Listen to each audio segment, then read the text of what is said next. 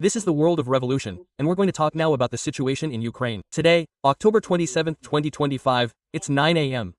here in Rio de Janeiro, 2 p.m. there in Kyiv. As I record this video, wintertime has started there in Kyiv, so now the time difference between Brazil and Kyiv is a little smaller, so it's 2 p.m. there, right?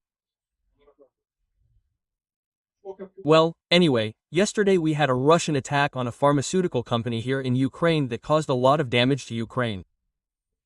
An absolutely senseless attack. The Ukrainians, in turn, carried out attacks against Moscow. There were several attacks against Moscow. In fact, a fuel depot there caught fire in the city of Moscow. There were a lot of drones, but the most impressive thing is that a drone managed to hit something there in Moscow. This is impressive, because unlike the rest of Russia, Moscow has very strong protection here, right? The Ukrainians also hit a fuel depot here in in Donetsk, and conducted operations here in Crimea as well. On the front line, no major changes. The situation remains more or less the same as yesterday. We have some information about the dam that was hit here. This dam seems to be leaking, and there's already flooding downstream, right? Let's see if this resolves anything, if anything changes here in the Wolfshansk region. From a diplomatic standpoint, yesterday Putin tested another nuclear weapon there, a missile that, according to him, can carry nuclear bombs, and Trump threw him a bone. It seems Putin is desperate to negotiate with Trump, to talk to Trump. He thought the little trick of making nuclear threats would work, but it seems it didn't work this time. Okay. Lavrov is terrified because Lavrov is being blamed in Russia for the failure of these negotiations with Trump, right? And remember, there's nothing left for Russia. The situation there is catastrophic. They need to find a way to stop this war, otherwise Russia will completely collapse. Well, Putin can't stop this war because otherwise he'll lose power there, right? Let's see what comes of this story here.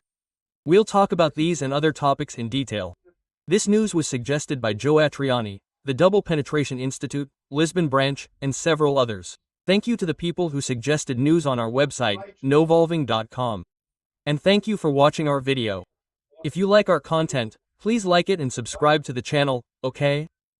Well, from yesterday to today, the Russians launched 100 drones against Ukraine. 66 of them were shot down by air defenses, but 26 drones hit 9 different locations in Ukraine. The most sensitive point was precisely Opta Farm, which is one of the largest pharmaceutical distributors in Ukraine. There's absolutely no military motive, nothing military, right? This is just pharmaceuticals, right? Drugstores, that kind of thing. Well, unfortunately, this caused a lot of damage, estimated at $100 million in products. Well, this will undoubtedly harm civilians in Ukraine, right? An attack that makes absolutely no sense from a military standpoint. It's another way Russia is trying to convince Trump they're winning this war, right? First, with the nuclear excuse of making a missile or something. We'll destroy the world if we don't win the war. Then, they're doing evil in Kiev, bombing civilians with absolutely no purpose. And third, they're pretending they're advancing on the front lines, right? Once again, we'll see that they said they advanced on a bunch of cities where they don't actually control. Putin had told Trump he would occupy Donetsk anyway by the end of October. Well, the end of October has arrived, and there's nothing occupied in Donetsk, right? In fact, the Russians didn't move much, right? They managed to lose a lot of things back there in the bunny years area, right? Now, the Ukrainians launched some attacks here in Moscow, here in the Kommunarsky region, right, in the suburbs of Moscow. You can see the smoke column here inside the city. Well, there are people here who set up the anti-aircraft defense system here near the Kremlin. Here's the Kremlin, people with a little machine gun here to stop any drone that might come here, right? Look at that. Here are some clips of people watching the drones there in Moscow. Let me show you here.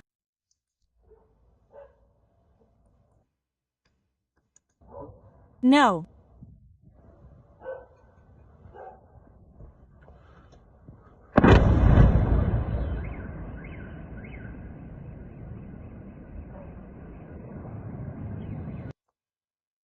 Something was hit there, right?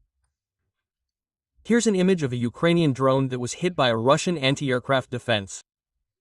Here, look, a strong meteor over there in Moscow, look. It's quite beautiful, right? The drone kept flying. It was hit, but it kept flying. Right? This one was hit, but there were several other drones, right? Several other drones even hit this depot in CPUV, which is inside Moscow, south of Kremlin, right there, close to Moscow, downtown Moscow. And the fuel depot here caught fire. No, it wasn't a very big fire, but the significance of this is that Ukraine carried out attacks against Moscow, right? In other words, it kept people in Moscow awake at night. There are more images here of this fuel depot in Moscow on fire, and there are a lot of other videos about these Ukrainian attacks against Russia, right? Here it shows a Ukrainian plane, right? The Ukrainian drone is there in Russia, and people complaining and stuff. In other words, this is good for the psychological effect of people in Moscow knowing that, right, they're at war too, right? It's impressive how here, look, another image of the meteor that was another Ukrainian drone hit here. I don't think it's the same as that one, okay? This one here is another meteor that was hit, right? It involved a large number of drones, about 200 drones, which according to the Russians, were all intercepted, but some ended up hitting something, right? That's the norm, right? And this is impressive because if you look at Moscow's air defense system, Moscow's air defense is one of the few places where you actually have air defense, right? You have a lot of air defense systems here in the city of Moscow, for obvious reasons, obviously. And even with all that here, the Ukrainians managed to hit a lot of things around here. They managed to cause a lot of headaches for the Russians there, right? Here, this is an example of air defense. There's the air defense system on top of a tower, right? Here's a view from above. And here are other images of air defense systems in the region, right? There's also another place here that's quite heavily defended against air defenses.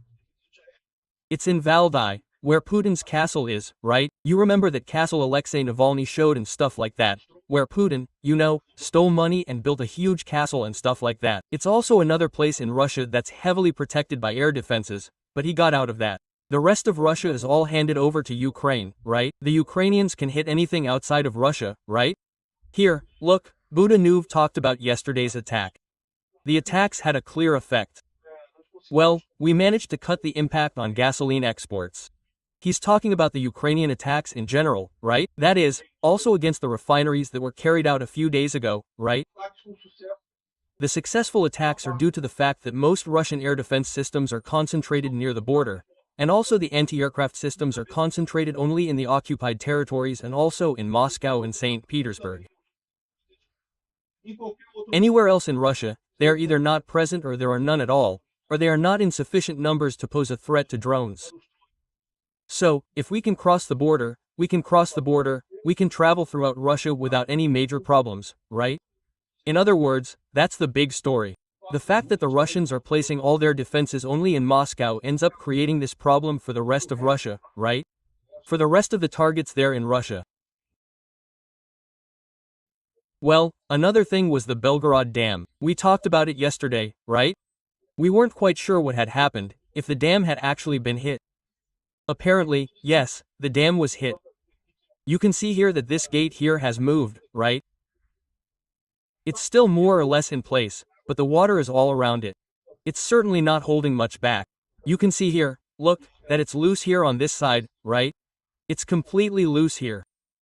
So, the water is completely going down here in this gate, in the dam there in Belgorod, right? I told you, the Belgorod Dam is here in this region here. Hey, that was yesterday, right? Yeah, here in Grafivica. Hey, and with that, the river here should swell, and it should swell especially here in the Wolvensk region, right? The Russians were trying to advance maybe here too, and take positions in this forest on this side, and now with this high river, it's going to be more difficult for them, right? Hey, we still don't know what caused this type of attack, right? If it was carried out with drones, if the Russians are saying they hit, but the Ukrainians are saying it was drones that hit this place, right? Anyway, here, look, this here shows the image, the moment the attack happened there in the region, look.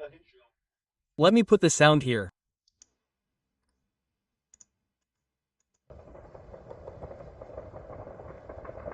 Vo, one udarila. Papali. Promo v plotinu prilitella. Sa odin hit. V masinu papali.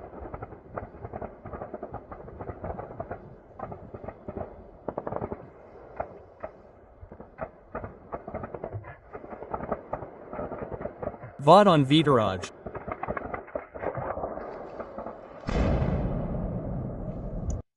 It's a drone, it's definitely a drone, because you see the guy saying, no, they're shooting, I'm trying to hit the thing. If it's that slow, it's a drone. If it were a missile, it's just one shift and it's over, right? And it would explode, right? So, here it is.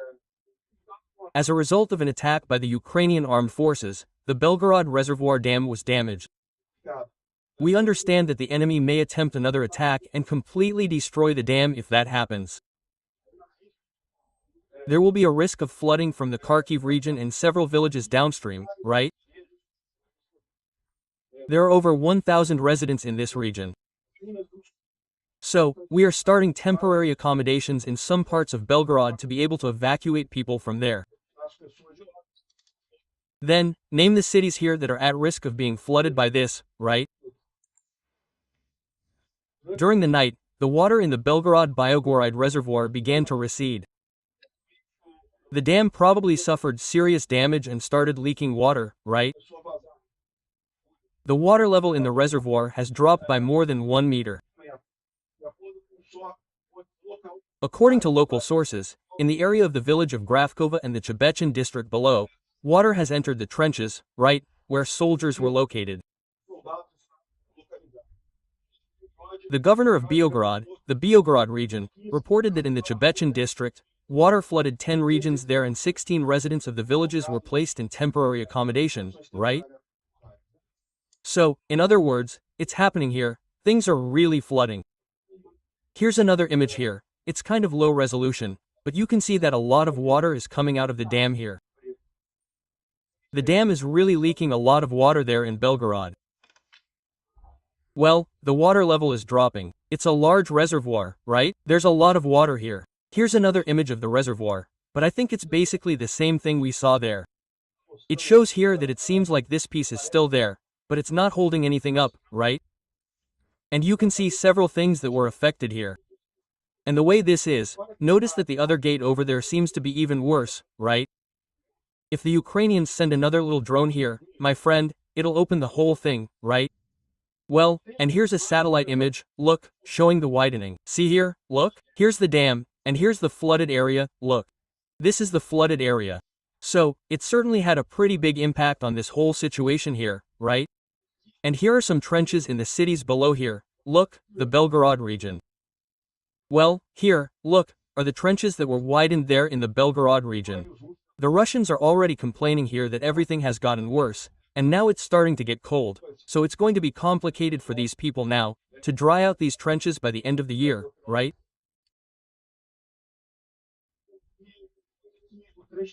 Well, one thing the Cast Trench is bringing up here is that most current analysts don't understand how bad it is that Ukraine destroyed this dam inside Russia, right?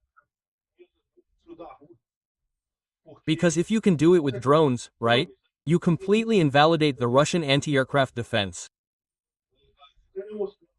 So, Ukraine showing that drones can destroy a power plant, a Russian dam, forces them now to do the same thing the Germans did after the Rafia attack, Rafia Royal Air Force, the British Air Force, right?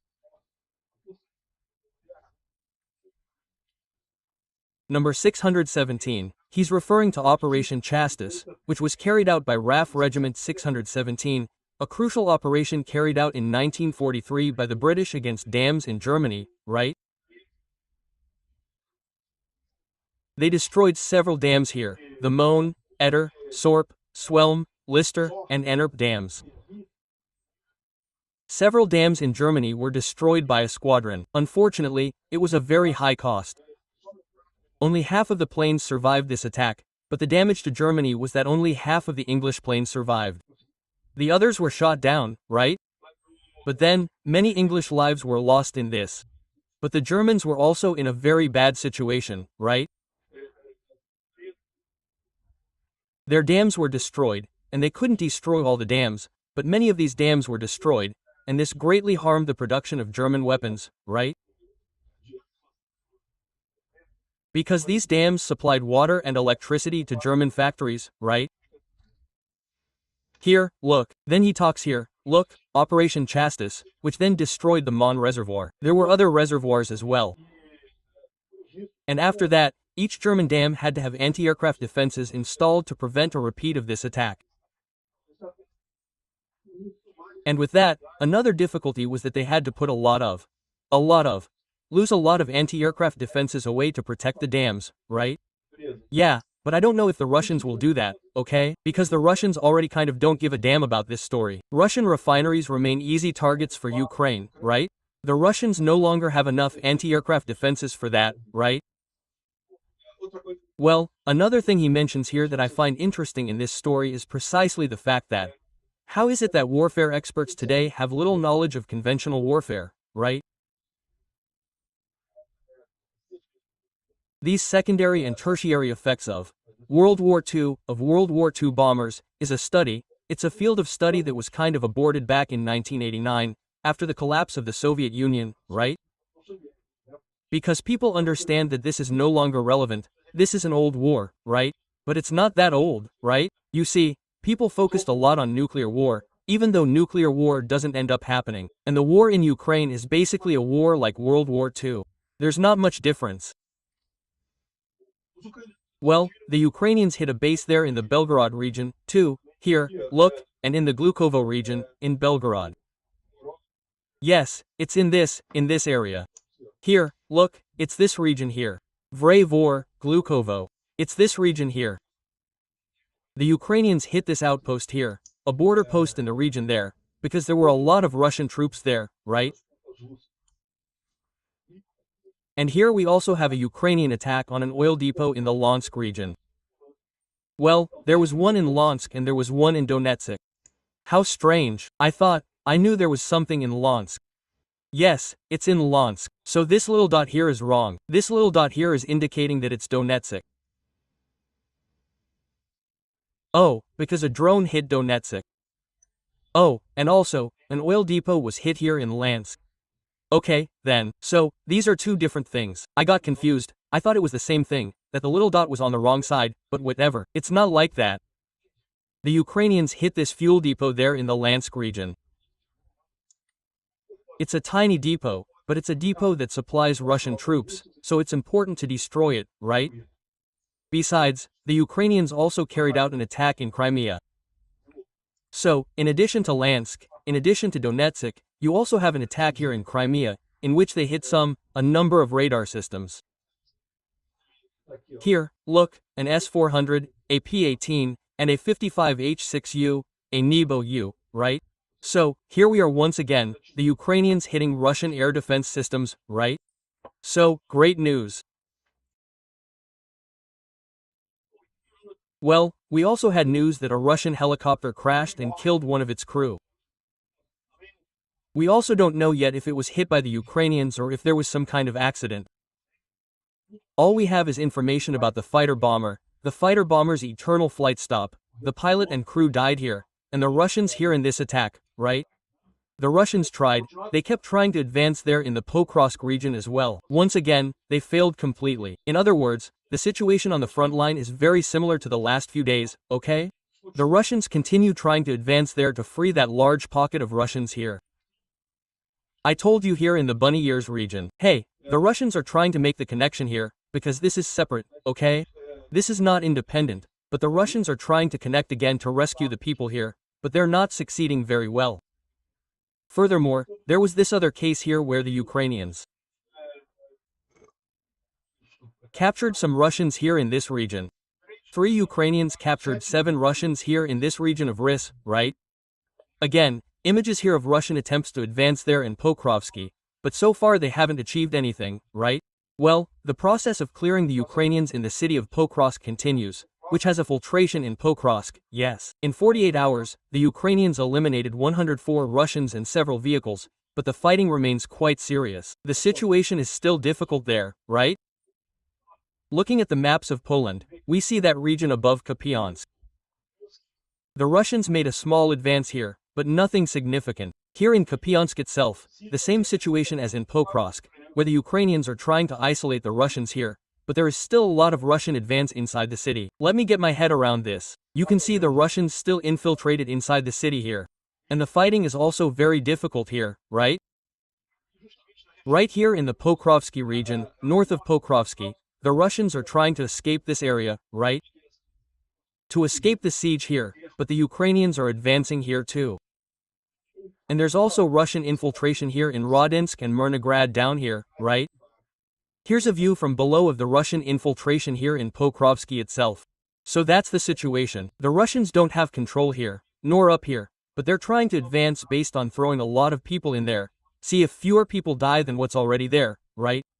And here in the Velika Novosilka region, there's also no significant change here, right? In other words, there hasn't been any major change since yesterday. Well, the Institute for the Study of War talks about Putin and Gerasimov, who made exaggerated claims of victories on the front line, claiming they had taken I don't know how many cities in Donetsk, Luhansk, and whatever. Why? Because precisely in Putin's last meeting with Trump, Putin said no, because we're going to take Donetsk, everything. Come on, there's no way Ukraine can hand it over to us. We'll take all of Donetsk by the end of October. And now they're saying they took a bunch of cities, I don't know what, but no, right? They didn't take anything. They're sending a bunch of little soldiers there who are dying in large numbers and they're not making any progress, right? So, all this here, we're going to talk about the meeting here with Putin's people and the test they conducted yesterday. All this here is Putin's attempt to convince Trump that he's strong and that, therefore, Ukraine has to give in and stop to end this war. But it's not working out very well, is it? So, besides that, yesterday there was a test here on October 21st. In fact, Russia tested the Boris Venik, which is a nuclear missile, a nuclear-capable missile. And the test was successful. The missile traveled 14,000 kilometers in a 15-hour journey, and I don't know where, and they flew there. They did a hell of a test there, and well, everything went well, right? And then you see this meeting between Putin and Gerasimov telling Putin that yes, no, we did it, and we did a lot, we took a bunch of cities in Donetsk and also tested the missile, and it worked very well, and so demonstrated, and I don't know what it is there. So, what is Putin's strategy for Trump? He says, first, nuclear fear. Look, Trump, we can use nuclear weapons. Quote, whenever Putin is desperate, he resorts to that, right? Besides, oh, no, because Ukraine is losing the war anyway. Look how we're advancing and stuff. They're not advancing at all. They can't make any progress, right? But this is also the bombings, the KIV and other Ukrainian cities to say, look, we're destroying the population. We're destroying Ukraine. Quote, in fact, these Russian attacks on Ukraine are very bad. It's true, right? But the city continued to function. I was there while some of these major attacks with 500 drones and I don't know what happened there. And the city continues to function the same way. It doesn't affect anything. Trump responded to Putin's provocation here by speaking to the press on Air Force One. Trump is leaving Malaysia, right? And he's going to, I think, Japan now. He's going to Japan first, then he's going to Korea. I don't know what Trump's route is, but he was talking to journalists, right? And then a journalist asked about this issue of the Russian nuclear-capable missile that can reach the United States and I don't know what else. Then Trump responded with this, look, they know we have a nuclear submarine, the best in the world, right off their coast there. So we don't need a missile that travels 8,000 miles. They won't play with us, and we won't play with them. The trickster knows this is just his bravado that there won't be any attack, right? Well, we constantly conduct missile tests, and, as I said, we have a nuclear submarine. We don't need to keep firing from such a long distance. By the way, I don't think it's appropriate for Putin to be saying these things. We should end this war that was supposed to have ended a week ago, and now we're in what was supposed to have lasted only a week, and now it's entering its 4th year. You're provoking Putin. Hey, Putin, you lost, man. Quote, yeah, you said you were going to conquer Ukraine in a week. It's the 4th year of the war. It's going to start now and it's still going on like this. Well, we should be focusing on that, not on missile tests, said the president. So, Trump called Putin's bluff, right? So, I don't think it's working. Even over in Russia, people are worried. In the 5 days immediately following Russia's announcement of sanctions against Russia by Trump, there was a stampede at the Kremlin, right? Quote, Dmitriev was sent to the United States trying to say, no, let's be friends, let's negotiate, and sanctions don't have an effect, they don't change. If sanctions didn't have an effect, my friend, you weren't rushing to New York to talk to Trump, right? He invented a bunch of new battle gains that don't exist. Again saying they're surrounding the Ukrainians, that it's over now, that Ukraine lost the war, I don't know what again, right? They announced a new superweapon, I don't know what, and they increased attacks on the Ukrainian civilian population, right? This is probably all a bunch of fabricated narratives. But Trump isn't buying this story. Trump simply didn't answer a call from Putin saying he was too busy on his trip to Malaysia and Dmitriev's mission in the United States failed. Trump is now focused on the Pacific, and the Kremlin is blaming Lavrov. They're saying that Lavrov, when talking to Rubin, made it seem like Moscow wasn't there. Willing to compromise, I don't know what. The truth is, Russia has no way to stop this war, as I've already explained to you, because if it stops the war, Putin falls, and at the same time, their economy is destroyed. They need Trump to win this war for them. It's their only alternative, right?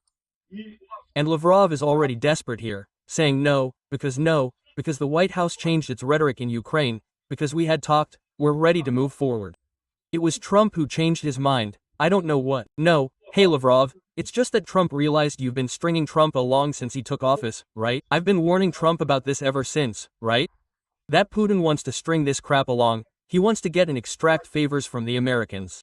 And then he succeeded, right? The Americans reduced aid to Ukraine, they put pressure on Ukraine and stuff like that, without Russia having to do anything, really, right? Just with the promise of negotiation. At some point, Trump really came to the conclusion that there's no negotiation, either it stops or it doesn't work, right? And the Kremlin is in a panic here.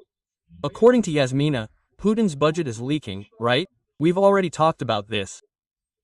With the failure in fuel sales, Putin is having to sell government bonds with post-fixed rates, and even then he's not able to sell, he has no money.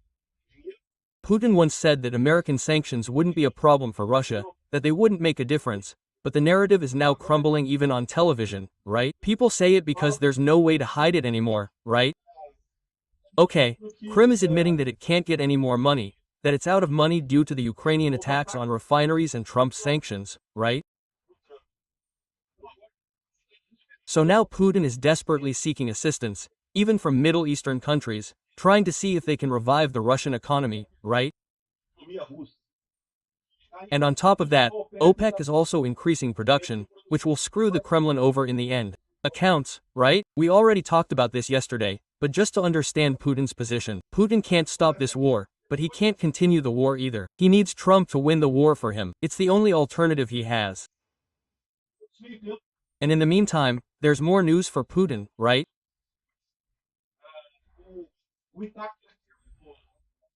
Well, ATAQUE, who is the American envoy to Europe, is saying he doesn't agree with Hungary's plan to have one and be spared from European sanctions on Russian oil, right?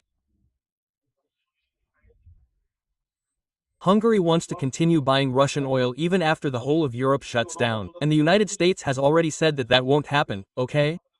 That they can start preparing because they are depending on a pipeline that won't stay open for long.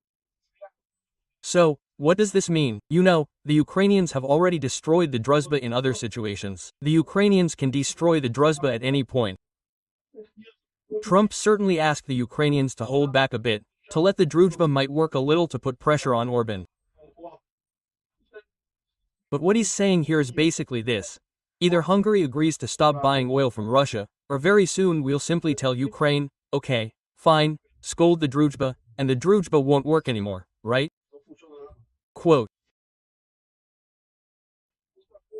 Another thing, the president of Lithuania wants to restrict traffic from Kaliningrad because he's seen a series of Russian provocations against Lithuania, right? What does this mean? Kaliningrad, you know, is a Russian slave, right? And then, there's an agreement with Lithuania that allows the Russians to use a railway line that leaves here from, well, I don't know exactly where that railway line is, but somewhere here. I think this railway line passes through Kaunas, Vilnius. So, Russian trains can leave here from Belarus, cross here through Lithuania to refuel here. Kaliningrad and vice versa, right? They can do this route both ways. So, there's an agreement to use this railway line here for the Russians. And the people in Lithuania are unhappy because they've seen several recent incidents of disruption at the airports in Kaliningrad and Vilnius, linked to balloons launched by PRÉDIOS with a hybrid attack. So, if there's a hybrid attack, we'll also attack hybridly, banning your little train here, which is very bad for Russia, right? I hope they do that. Furthermore, the Telegraph talks about two of your major Russian allies abandoning Russia. They're talking about China and India, right, who are stopping buying oil from Russia. Well, in addition to the American sanctions against Lucy and Rosneft, which we've already discussed in other videos, what's going on, right? The United States and Europe have already imposed secondary sanctions on two Chinese refineries that were buying oil from these things, and also in a company from the United Arab Emirates that was using its ships to supply Russia's shadow fleets. In other words, secondary sanctions are taking hold, and as a result, China and India are stopping importing oil from Russia. It seems like these Trump sanctions are working. Okay, we talked about Mr. Beast's video yesterday, right? And it's just curious. In the Russian version, all mentions of Ukraine and the war were removed from the Russian version of Mr. Beast's video, right? Damn, I'll tell you something. And Mr. Beast's Russian channel is banning everyone who asks why the Ukraine part was cut from his video, right? Yeah, there's no way around it. People are trying to do that. Now Ukrainians are complaining too. Why? Because in Mr. Beast's video, this map of Ukraine appeared without Crimea. No, not a damn thing. Crimea, Ukraine. Forget that. Even here in Georgia, they did it right. They put Georgia with all the, among quote, separatist regions occupied by Russia as part of Georgia. But Crimea is Ukraine, right? Anyway, this Mr. Beast video is getting a lot of talk, isn't it? And another thing, it seems like the robbery at Love is connected to Russia. Could it be a Putin operation to screw Macron after all, huh? Look at that. Could that be it? Because remember, there's really no way to sell these jewels. Who are you going to sell them to now? It would be perfectly reasonable to assume this was Putin's prank on Macron. That would be possible.